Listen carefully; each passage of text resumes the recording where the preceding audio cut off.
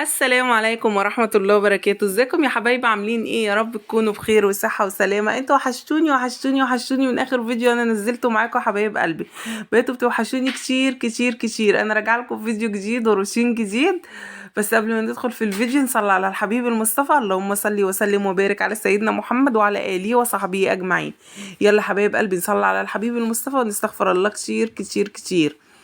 آه انا حابه ارحب بالناس الجديده اللي دخلت لي القناه. متشكره لكم جدا جدا جدا، نورتوني وكترتوني وشرفتوني واسعدني وجودكم عندي في القناه. ربنا يخليكم ليا يا رب ويديمكم عليا نعمه في حياتي. واما اخواتي وحبايبي واصحابي اللي معايا في القناه، اللي ما بيسيبوليش فيديو كده ولا تعليق ولا لايك ولا اي حاجه، ربنا يخليكم ليا يا رب، ما تحرمش منكم ابدا ابدا ابدا. بس الفيديو اللي فات دوت ما كانش فيه تفاعل خالص خالص خالص. زعلانه منكم حبه كتير، لا مش كتير او حبه صغيرين، عشان ما اقدرش ازعل منكم، عشان انتوا حبايب قلبي وروحي وقلبي وعقلي. حلوه قلبي وعقلي وروحي دي هغني لكم انا. يلا حبايب قلبي بقى نبدا كده نتشجع مع بعضينا بقيه تنظيفات رمضان. دخلنا بقى كده في الروتينات الجامده. اخر حاجه طبعا شيلنا الستاير والسجاجيد كلها، شيلناها وغسلناها وخلينا الدنيا كده. بصوا جهزناها للتنظيف والمسيح على طول. يعني شلت الستاير اهو دلوقتي بتاعت الاوضه ديت، شلتها معاكم بقيت الستاير اللي بره كلها خلاص شلتها واتغسلت كمان، ما فاضلش الا ديت وهتتغسل كده ان شاء الله بامر الله. وبعد كده بقى ايه اخلص ايه، باخدها معاكم كده اوضه اوضه، باخدها معاكم كده ايه يعني ايه حته حته كده مع بعضين عشان ما نتوهش من بعضينا. بصوا يعني ايه، شلت ستاير سجاجيد غسلتهم. بنضف الحيطان كده من فوق يعني بصوا بعمل روتين جامد من الاعماق. انا الروتين معايا يا حبايب قلبي بالنسبه لي رمضان دوت بيبقى العيد. انا بالنسبه لي عندي بيبقى رمضان دوت العيد، يعني هيجي عليا العيد ان شاء الله بخير وسلامه كده وبصحه كويسه. ان شاء الله يا رب يبلغنا، يبارك لنا في شعبان ويبلغنا رمضان لا فاقدين ولا مفقودين. بس يجي علينا العيد كده بخير وصحة وسلامة. انا مش هشيل ستاير ولا هشيل سجاد، خلاص هكون غسلته، لان انا كله يعتبر اتغسل كده وكله بقى تمام التمام وبقى زي الفل، وغسلته ونضفته وعطرته وبقى زي الفل. فاكيد اكيد اكيد طبعا انا مش هشيل على العيد. خلاص بقى ما مش يعني ايه، مش هري على الفاضي يعني، واخدين بالكم معايا. فهشيل كده هو تنضف ايه، هي العيد برضو هنشيل وهنمسح وكده، بس ولا هشيل سجاد ولا هشيل ستاير. والله العظيم انا شلت جزء يعني شلت الستاير السجاجيد كلها والستاير كلها، عشان انا اول حاجة الصاروخ بهدل لي الدنيا. تاني حاجة الصاروخ يعني اللي عملت الرخامة عشان حبايب قلبي اللي داخلين معايا جداد ممكن ما يبقوش عارفين. فبصوا فبيجي عليا بقى ايه كده كده رمضان انا بحب اشيل كل حاجة واغسلها. كل حاجة اشيلها لان العيد عندي يعني رمضان، بشيل كل حاجة واغسلها. يجي عليا العيد بقى ان شاء الله بخير وصحة وسلامة، انا مش هشيل ولا سجاد ولا ستاير زي انا ما قلت لكم. بصوا هنا بقى مسكت الحيطان كلها، بس طبعا ايه مش كل حاجة بجيبها معاكم في التصوير وفي الفيديوهات، عشان ايه في حاجة في يعني بطلع فوق كده وبعمل باللي هي المساحة الموف ديت. غسلت الحيطان كده من فوق كلها، حطيت في المية، عملتها بمية فيها يعني فيها برسيل جل وفيها حبة دوني، كله كده من بتاع الصابون عادي. يعني بجيب الحاجات دي سايبة من بتاع الصابون، بس بصراحة بتديني نتيجة حلوة قوي قوي قوي. غسلت الحيطان من فوق خليتها كده زي الفل، خليت الحيطان كلها بتلمع لان كانت الحيطان كلها مليانة تراب وعفرة. من الصاروخ يعني لما تقرب لي الدنيا عفر لي الشقة كلها، فكان لازم امشي ايدي على كل حاجة. وطلعت فوق الدولاب برضو بتاع ولادي، نضفته تنفيضة برضو محترمة ولمعته وعملته برضو بايه، بفوطة كده فيها البرسيل الجل والدوني، ورحت ايه مشيه عليها كده عشان ريحة التراب. دخلت بصوا بقى ريحة الأوضة بقت ريحتها تحفة تحفة من الجمال. ومسكت بقى طبعا فرش السراير غيرته، طبعا لسه فرشين الدفايات. مش عارفة بقى على رمضان ممكن ابقى اغير افرش ملاية او حاجة مش عارفة. بس الدفايات ديت ولادي بيحبوها قوي قوي قوي لان بتدفي وجميلة، جميلة كده وبصراحة بتدفي وخامتها حلوة قوي قوي.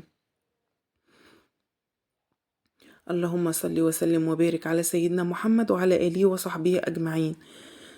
يلا حبايب قلبي نصلي على الحبيب المصطفى كلنا. بصوا الأوضة بجد بجد كانت والله العظيم في أسوأ حالتها، والله بجد بجد يعني في أسوأ حالتها. كانت كل حاجة فيها عايزة تتنضف، كل حاجة فيها عايزة تتنضف بجد. بصوا شلت كل حاجة، غيرتها، غيرت الفرش كله بتاع السراير وخليت الدنيا بتزهزه. وبصوا البطاطين مسكتها برضو نفضتها كده وطبقتها وطبعا البطاطين يوم بعد يوم انا بشمسها بره في الشمس، بحطها بره في الشمس. والكابوتونيل بتاع السراير حطيت فوطة نضيفة، يعني جبت فوطة نضيفة وحطيت عليها كده ايه حبة دوني، يعني حطيتها في الدوني ومشيت عليها. بصوا مشيت على الكابوتونيل كله بتاع السراير. هنفض الاول عشان بس ايه، طبعا الفوطه ما يعني الفوطه مبلوله فما تعمليش، يعني بعد ما اعمل ما تعفرش. طبعا هنا انا فصلت معاكم الكاميرا وجبت من تحت السراير، رفعنا المراتب انا وعمر. رفعت المراتب، برفع المراتب على السرير التاني، يعني ببدل اجيب ده هنا وده هنا، واروح شايله الملل منفضاها كلها. وزي الكراتين انا حاطه كراتين تحت السراير ديت فيها الصيني وكوبايات وحاجات جديده جد، يعني حاجات جديده بتاعتي انا اساسا ما استخدمتهاش خالص. بس عندي في المطبخ كميه كبيره جدا، يعني عندي كميه كبيره في المطبخ فهطلعها ليه، فلا عيناها بقى خالص بعيده عن ايدي، حطها هنا تحت السراير ديت في كراتينها جديده انا ما استخدمتهاش اصلا، يعني حاجات جديده انا ما استخدمتهاش. بصوا ورحت ممشيه ايدي بقى على الكابوتونيل خليته زي الفل. بجد بجد كان الكابوتونيل من جوه كان فيه برضو تراب كده وعفرة، وهو ما كانش مبقع بس كان فيه تراب، فمشيت ايدي كده عليه بفوطة وفيها دوني. بصوا بقى كل حاجة كانت مكركبة وكل حاجة كانت عايزة تتلمع. بصوا لمعت كل حاجة، لمعت الشفونيرة ديت ولمعت الدولاب كله وعملت الكابوتونيل برضو بتاع الدولاب. بس برضو ايه قربت معاكو، يعني ايه قصرت كده في حاجات كتير انا عملتها مع نفسي والله العظيم من ورا الكاميرا. بس مش عايزاكم تبخلوا عليا بلايك والاشتراك لو انتي اول مره تشوفيني، وكومنت حلو من ايديكم عشان الفيديو اللي فات ما كانش فيه تفاعل خالص خالص خالص يا حبايب قلبي. مش عايزاكم بقى تبخلوا عليا عشان بجد بجد تشجعوني انزل لكم احلى ما عندي واحسن يعني ايه، ونشتغل كده مع بعضينا وانزل لكم ايه الفيديوهات على طول. بصوا زحت كل حاجة، كل حاجة انا زحتها. بص بقى كمية الورق قد ايه طالعة من الأوضة، بصوا كمية ورق كتيرة جدا. بصوا مسكتها طبعا كنست قبل ما امسح، انا بنضف من فوق لتحت، انا تنظيفي بجيب من فوق لتحت وبنفض في شقتي وكده، بجيب من بره لجوه، يعني ببدأ من بره الاول وبعد كده بجيب من جوه البلكونات الشبابيك كل المخارج من بره الاول، انا ابدا انضفها وبعد كده اروح جايه من جوه، ابدا من بره واجيب من جوه.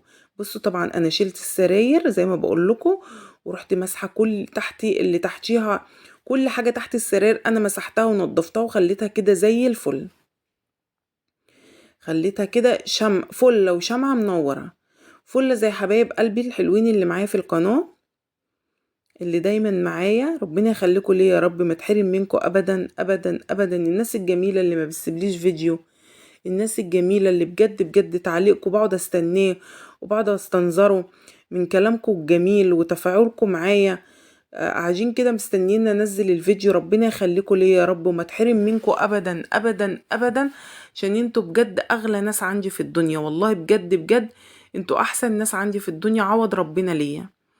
بصوا كل حتة في الأوضة انا مسحتها وخليتها زي الفل، والله العظيم بجد بجد خليتها زي الفل. بصوا الدولاب دوت مسكته من فوق لتحت، بصوا لمعته، بصوا لونه بان، المعالم بتاعته بانت. وادي الشفونيرة اخرى هي زحة، بصوا اجيب من وراها وجبت من، والدولاب دوت اساسا لما بشيل الادراج ديت يا حبايب قلبي فببقى شايفة تحت السيراميك نفسه، ببقى شايفة الارض، يعني اما بشيل الادراج ديت انا ببقى شايفة الارض. فانا شلت الادراج ديت ورحت مسحه الارض كلها ورحت مرجعاها تاني، مرجعه الادراك تاني. طبعا قصرت معاكم لاني والله العظيم الفيديو كان هيبقى طويل جدا جدا جدا عليكم، فانا برضو مش عايزاكم تزهقوا مني. يعني انا مش عايزة الفيديو يبقى طويل كده ويبقى ايه عشان محدش يزهق مني يعني. بصوا اختصرت على قد ما اقدر عشان يبقى ايه فيديو مشجع وجميل، وان شاء الله يعجبكم وهينول اعجابكم. انا حاسة ان هو هيعجبكم كده ان شاء الله، لاني بصوا اشتغلت فيه كده شغل ايه، شغل حلو قوي. يلا بقى قولولي خلصتوا تنظيفات رمضان ولا لسه؟ انا طبعا بصوا بحب افرش يعني ايه قبل رمضان كده بكام يوم. لسه طبعا ما صبناش السيراميك بتاع المطبخ ولسه ما خلصناش حاجتنا.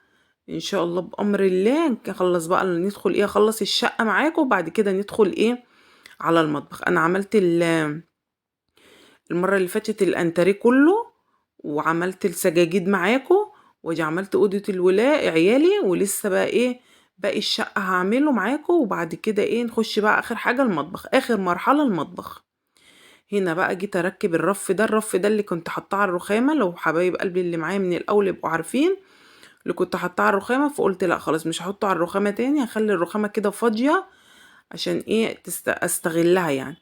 بصوا مسكت هنا بقى ايه الرف ده وكده غلبني على ما علقته، قلت احطه هنا كده هوت واحط عليه ايه اي منظر ديكوري يعني، فاهمين يعني ايه احط عليه كده ايه اي حاجة ديكوري كده، اي حاجة رمضان يعني اي منظر كده احطه عليه. لقيته شكله حلو قوي قوي قوي في الاخر، هيعجبكم. بس لسه ما حطيتش عليه حاجة بقى، هحط ان شاء الله اطلع حاجة الحاجات اللي عندي حاجات يعني ليه مش هجيب له حاجة، عندي حاجات هحطها عليه. بصوا انا بحب اعمل شغل رمضان يعني ايه، بحب انضف تنظيفات رمضان، افرش قبل رمضان كده بكام يوم. بحس بالزهوة بقى كده وبحس بفرحة رمضان. طبعا احنا كلنا حاسينها، وروايح رمضان كده في كل بيوتنا وفي الشوارع، وروايح رمضان هلت علينا، وبهجة رمضان وفرحة رمضان. انا سعيدة جدا جدا جدا ان رمضان داخل علينا، لاني بحب رمضان جدا جدا يعني بحبه اوي، احلى شهور السنة. بصوا بقيت عمالة اقول احطه كده ولا كده، احطه كده ولا كده. بصوا هنا بقى كده ايه خدت الدنيا مسحة بالاريال والصابون والدنيا،